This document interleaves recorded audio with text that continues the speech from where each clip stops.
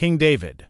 In Bethlehem, a small town with big history, lived a young shepherd named David. This town, famous for being the birthplace of Jesus, was also where David's extraordinary story began. His life was pretty normal. At first, he looked after sheep, a common job back then, but one that taught him a lot about bravery and responsibility. David's life shares some cool connections with Jesus. Both came from Bethlehem, showing that sometimes greatness comes from humble places. David's story gets really interesting when he faces Goliath, a giant from the Philistines. Now, the Philistines lived in what we now know as parts of Israel and the Gaza Strip, the area which, much later, became associated with modern-day Palestine. Think of the Philistines as ancient residents of a region that has seen a lot of history and change. David, a young lad armed with just a sling and some stones,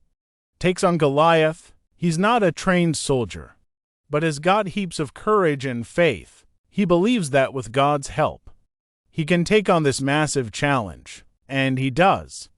David's victory over Goliath is a classic underdog story. The least likely person becomes the hero. This tale is about more than just a fight. It's about having the guts to stand up for what's right, even when you feel small and the challenge looks too big. It teaches us that your background doesn't limit your potential. David's story, like Jesus, shows that no matter where you're from or how ordinary your life might seem, you can achieve extraordinary things with courage, faith, and the right actions. It's a reminder that everyone has the potential to be a hero in their own way.